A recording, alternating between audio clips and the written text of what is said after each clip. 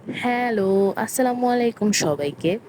আমি মনে হয় পৃথিবীর সবচেয়ে অলস ভ্লগার বা কি বলে এটারে সবচেয়ে স্লো ভ্লগার। যে ঈদের আগের দিন, যেটাকে চাঁদ রাত বলা যাইলেও যাইতে পারে, চাঁদ রাতের থেকেও বেশি এটারে কাজ রাত বলা উচিত। তো সেই চাঁদ রাত বা কাজ রাতের ভিডিও আমি দিতেছি মানুষের বাসায় যখন কোরবানের মাংস খাওয়া শেষ তখন। যাই হোক, আর এই ভ্লগটা শুরু হয়েছে ঈদের আগের দিন, বলতে পারো দুপুর থেকে। দুপুরও না, সকালের মাঝামাঝি থেকে আর কি। তো আম্মু রান্না বসাইছিল, রান্না বসাই দিয়ে আম্মু চলে গেছে। তো আমাকে বলছে একটু নেড়ে চেড়ে দেখতে এগুলো, আর ভাতটা আমি রান্না করতেছিলাম। এইদিকে আবার আমার ভাই আইসা তার জার্সি আমার দিয়ে গেছে। এখানে বাঘের ছবি, এটার জন্য সে এটা পরে মসজিদে যাইতে পারে না, এখন এটা আমি একটা কিছু করে দিতে আমি চাইছিলাম এটা উঠাই ফেলতে পারি, এটা উঠানো যায় না। পরে আমি কি করলাম, একটু কালার দিয়ে একটু এটা ঢেকে দিছি। কিন্তু এটা তো ওই যে 3D আর্টের মতো, তো তারপরেও একটু বুঝে দিতেছিল। আচ্ছা বাদ দাও এটার কাহিনী।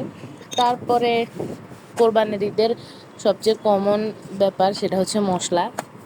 আমার আম্মা মনে হয় ঈদের 3-4 দিন আগ পর্যন্ত মানে 3-4 দিন ধরে শুধু মশলাই করছে, আদা রসুন বাটা, দারচিনি এলাচি এগুলো সব ধুয়ে তারপর তেলে, তারপরে এগুলারে সব আলাদা আলাদা করে গুঁড়া করছে।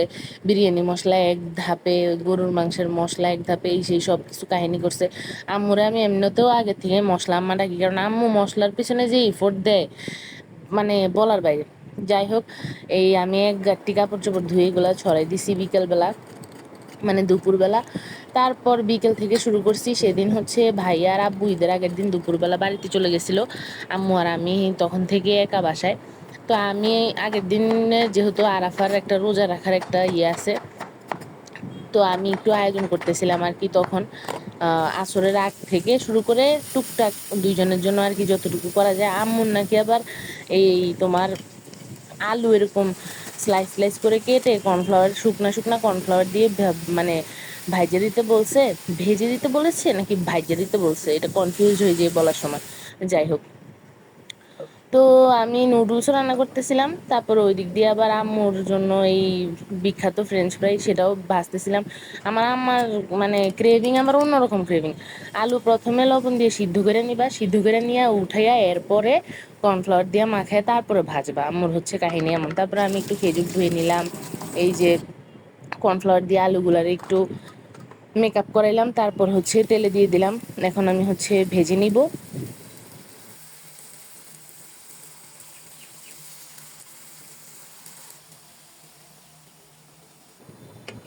তারপর আসলে কি আর বলবো, মানে সেদিন ঘুম থেকে উঠে আমি খাট থেকে নামার পরে যে শুরু করছি একটার পর একটা। ঈদের পরের দিন সকাল পর্যন্ত আমি মানে এই অবস্থায় ছিল। ঈদের পরের দিন সকাল বলতে ভুল হবে, এরপরও আরো 2-3 দিন মানে প্রচুর কামলা খাটছি। বাপরে বাপ, এই পুরো ভ্যাকেশন গেছে আমার কামলা খাইতেই। তো একের পর এক কাজ সব শেষ করতেছিলাম।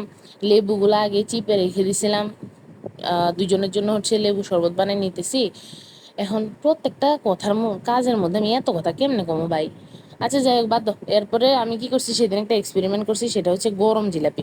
গরম জিলাপি আমার এমনিতেও অনেক পছন্দ। তা আমার সেদিন মনে হলো ফ্রিজের জিলাপিগুলা গতকাল মানে ঈদের আগের দিন আনছিল আর কি।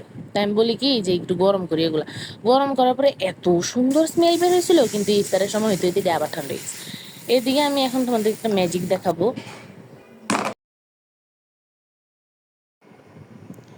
তারপর ইফতারের কিছুক্ষণ আগে আমি সবগুলা খাবার দাবার রেডি করে নিতেছিলাম। সেদিন আয়োজন করছিলাম লেবুর শরবত, আম। তারপরে এই আমগুলা একটু হালকা টক টক ছিল, তো এগুলো আম্মু বলছে এভাবে মাখাই দিতে। তারপর আম্মুর সেই বিখ্যাত ফ্রেঞ্চ ফ্রাই, খেজুর, তারপর নুডলস, তারপর তোমার হচ্ছে জিলাপি, ইত্যাদি ইত্যাদি। এটা আমি মূলত একটা স্টোরি করার জন্য ভিডিওটা একটু নিয়েছিলাম সিনেমাটিক ওয়েতে, একটু ঢং করে। তো এরপরে আবার কাজ শুরু। রাত্রেবেলা আমি আমার রুমে গেছি, যদিও আমি মোটামুটি একটা ভালোই ক্লিন করে ফেলছিলাম, কিন্তু খাটটাও গুছালো ছিল। তো কি করলাম, আগের দিন রাত্রে এই কাপড় চোপড়গুলো গুছাইয়া রুমটা গুছাই ফেলছি। যেহেতু বাসায় আব্বু আর ভাইয়া নাই, তো আমি তো আম্মুর সাথেই শুইলাম। রাত্রেবেলা হচ্ছে এটা খাওয়ার সময়, রাতের ডিনারের সময় আম্মুকে একটু খাবার রেডি করে দিয়ে তারপর আমি খেতে বসছি। আম্মু আম্মু আর আমি একসাথেই খাইছি।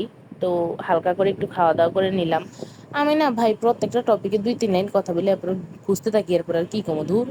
উল্টা এখন এই ভয়েস ওভার দিতে যাই আমার মনে হইতেছে যে এত এত ভিডিও ক্লিপ নেই, আর বা কি দরকার ছিল। হ্যাঁ হইছে গাইস, দেখেন আমি এখন পেঁপে তরকারি দিয়ে ভাত মাখাচ্ছি, আর সাথে একটু কলিজা ভেঙে নিলাম, সরি একটু ঝোল নিলাম, তারপর আমি একটা লোকমা করে খেয়ে ফেললাম। তারপর এখন আমি একটা কলিজা ভেঙে নিচ্ছি, অনেক সংগ্রাম করে ভাঙলাম, তারপর হচ্ছে আরেকটা লোকমা খেয়ে নিলাম। গাইস আমার খাওয়া শেষ, এখন আমি আপনাদেরকে পরিপাটি একটি রুম দেখাবো। ওই যে যে কাপড় চোপড় ধুইছি সেগুলো একটু শো অফ করে নিলাম। আমার পুরোটা রুম অনেক পরিপাটি, দিকে ক্যামেরা হয়ে গেছে ব্লার।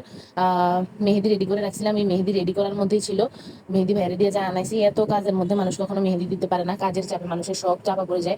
এই ভিডিও দেখার পরে আমার আম্মা আমাকে ডাইকে নিয়ে অনেক খোটা দিবে, বলবে যে তুমি কি এমন কাজ করছো যে এত শো অফ করলা। যাই হোক রুম ক্লোজ করে দিতেছিলাম, রাত্রে ঘুমানোর সময় হয়ে গেছে। যদিও আমি ঘুমাবো না, আমি এখন শুয়ে শুয়ে ফোন টিপবো। তারপরে আর কি ওই দিন ভাবছিলাম শুয়ে শুয়ে একটু এডিট করবো, সেই নিয়তি ছিল, কিন্তু শোয়ার পরে কোন ফাঁকে ঘুমাই গেছি আল্লাহ জানে। আর একটা মজার কথা বলি, বাসা যখন এরকম খালি থাকে, মানে কেউ থাকে না বাসায় তেমন, তখন না একা বাসায় না আমার এই মাথা থেকে ওই মাথায় হাঁটতে খুব ভালো লাগে। তো আমি সেটাই করতেছিলাম, যে এই মাথা থেকে ওই মাথা হচ্ছে আমি হাইটা হাইটা মানে কাহিনী করতেছিলাম। আর তখন মনে হলো যে ওকে নাইট টাইম চিলিং টাইম, একটা আইসক্রিম নিয়ে চিল করা যায়। তারপরে একটু চিল করলাম হালকা। তারপর আর কি বলবো এখানে। ও আচ্ছা, ভিডিও এখানেই শেষ, সবাই ভালো থাকো, আল্লাহ হাফিজ। আর হ্যাঁ, ঈদের দিনের ব্লগটাও অনেক বিশাল 9 মিনিটের একটা ব্লগ, সবাই দোয়া করো আমি যেন ব্লগটা এডিট করে দিতে পারি। হে হে।